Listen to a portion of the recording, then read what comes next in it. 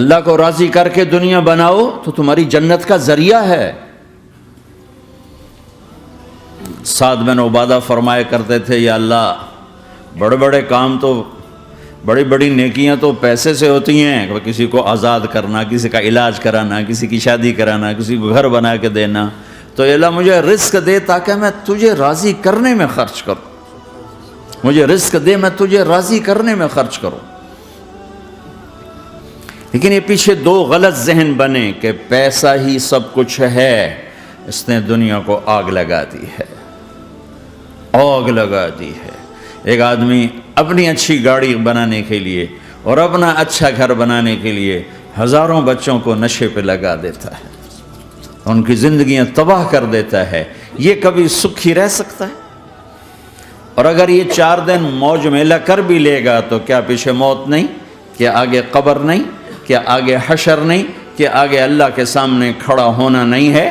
کیا یہ دنیا ایسے ہی چلے گی؟ نہیں نہیں نہیں، اس کائنات کا ایک خالق ہے جس کا نام اللہ ہے، مالک ہے جس کا نام اللہ ہے، اس کا ایک حکمران ہے جس کا نام اللہ ہے، ایک حاکم ہے جس کا نام اللہ ہے، ایک شہنشاہ ہے جس کا نام اللہ ہے، ایک زبردست طاقت ہے جس کا نام اللہ ہے۔ مشرق پر بھی اللہ ہے اور مغرب پر بھی اللہ ہے اور شمال جنوب پر بھی اللہ ہے اور آسمانوں پر بھی اللہ ہے اور دھرتی پر بھی اللہ ہے۔ اللہ کی قسم، میرا ہاتھ کا یوں حرکت کرنے پر بھی میرے اللہ کا قبضہ ہے، میری زبان کے بول پر میرے اللہ کا قبضہ ہے، میرے یہاں بیٹھنے پر میرے اللہ کا قبضہ ہے، تمہارے کھچ کے آنے پر اللہ کا قبضہ ہے۔ آسمان کی چھت میرے اللہ کے قبضے میں ہے، زمین کا فرش میرے اللہ کے قبضے میں ہے، ہواؤں کے جھونکے میرے اللہ کے قبضے میں ہے، سردی کا موسم میرے اللہ کا ارادہ ہے، گرمی کی تپش میرے اللہ کا ارادہ ہے، بادلوں سے پانی کا گرنا میرے اللہ کا ارادہ ہے، برف کا گرنا میرے اللہ کی بادشاہی ہے، اور طوفانوں کا آنا، بجلیوں کا چمکنا، بادلوں کی گرج، موسموں کا تبدیل ہونا، درختوں کے پھلوں کے ذائقوں میں خوشبو، پھلوں میں مٹھاس، پھلوں کے اوپر کور، چھلکے، ان کے رنگ، ان کے ذائقے، اور تھنوں کے اندر دودھ، اور ہرن کے نافے میں مشک، اور سانپ کے منہ میں زہر، اور مکھی کے منہ میں شہد، یہ سب میرے اللہ کا ارادہ ہے۔ آزاد ہیں؟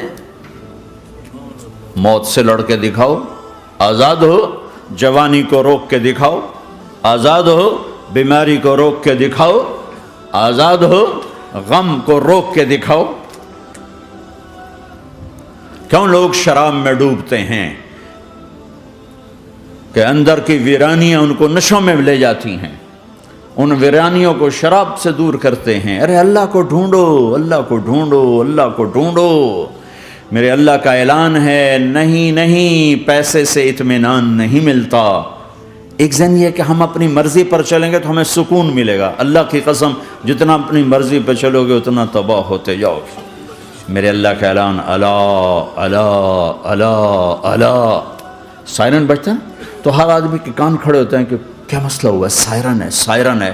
تو یہ عربی میں الا ایک سائرن ہے، جیسے سائرن کی آواز آتی ہے تو ایک دم بھائی کیا ہوا، بھائی کیا ہوا، بھائی کیا ہوا، الا الا الا الا الا، سائرن بج رہا ہے، سنو سنو سنو سنو۔ کیا عجب بات ہے، الا برمنگم والو سنو، الا نوجوانوں سنو، الا ساری دنیا میں بسنے والو، چاہے اللہ کو مانتے ہو چاہے نہیں مانتے ہو، سنو۔ کیا؟ بذکر اللہ تطمئن القلوب، اللہ کو یاد کرو گے تو دلوں میں ٹھنڈک آئے گی، ورنہ ایسے ہی سلگتے رہو گے، سسکتے رہو گے، تڑپتے رہو گے۔ اللہ کو پاؤ گے تو سب کچھ پاؤ گے، اللہ کو کھو دیا تو سب کچھ کھو دیا، اللہ ملا تو سب کچھ ملا، اللہ نہ ملا تو کچھ نہ ملا۔ زندگی کے بننے اور بگڑنے کا تعلق باہر سے نہیں اندر سے ہے۔ اندر دل دریا سمندروں ڈوگے، کون دلاں دیاں جانے ہو، وچے بیڑے وچے جھیڑے وچے ونج مہانے ہو۔ اور ہمارا رب کہتا ہے وفی انفسکم افلا تبصرون، ارے اندر دیکھ، اندر دیکھ، باہر نہ دیکھ، اندر دیکھ، اندر جھونک، تو سب کچھ تیرے اندر پڑا ہے، باہر نہیں ہے، اندر ہے۔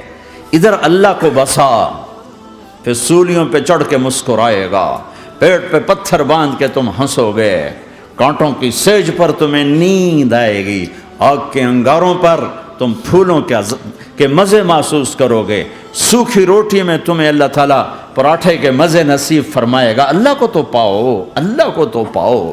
یہی تو حسین نے کربلا میں کر کے دکھایا کہ ایک طرف اللہ مل رہا تھا تو اس کے لیے سر کٹنا ہے تیار، بچے ذبح ہوں گے تیار، خاندان اجڑ جائے گا تیار، کہ اللہ مل رہا ہے۔ اللہ ملا تو سستا سودا۔ جب اسماعیل علیہ السلام سے کہا نا ابراہیم علیہ السلام نے کہ بیٹا تیرے ذبح ہونے کا حکم ہو چکا ہے، کیا کہتے ہو؟ تو انہوں نے کہا جلدی کرو، یا ابا تفعل، یا ابا تفعل، ابا جلدی کرو۔ تو ابراہیم سمجھے کہ شاید یہ پتہ نہیں چلا اس کہ بیٹا تمہیں خبر ہے میں کیا کہہ رہا ہوں؟ کہاں خبر ہے، بڑا اچھا سودا ہے،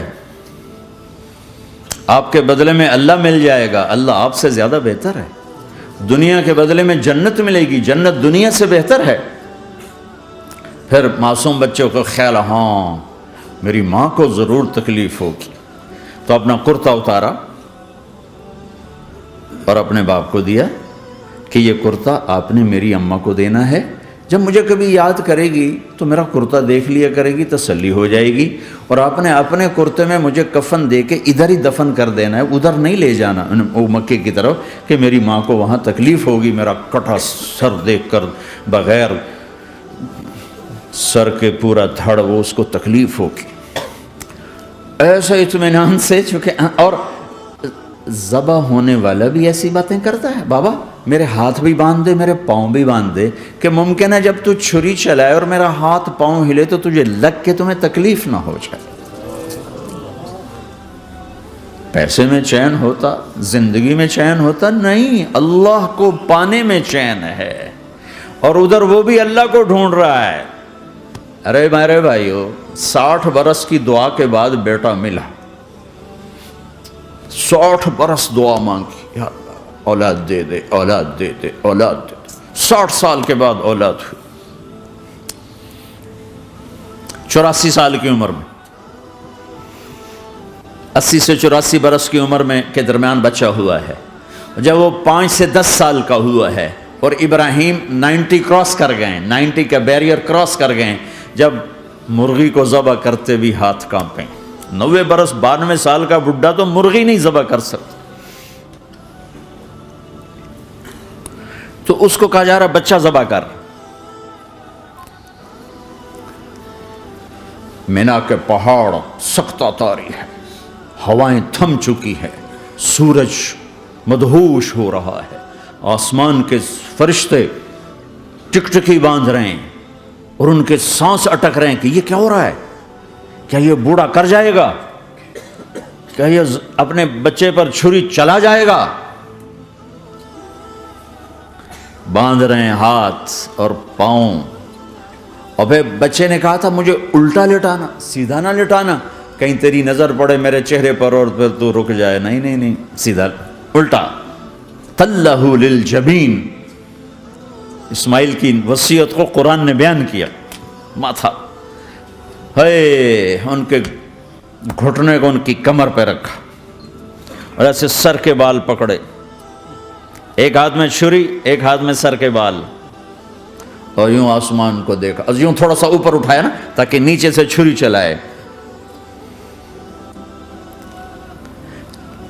وہ چھری چلا کے مطمئن ہے، وہ چھری چلوا کے مطمئن ہے، پتہ چلا کہ میری سوچ غلط ہے، کسی اور طرف سکون ہے، جہاں میں ڈھونڈ رہا ہوں وہاں نہیں ہے۔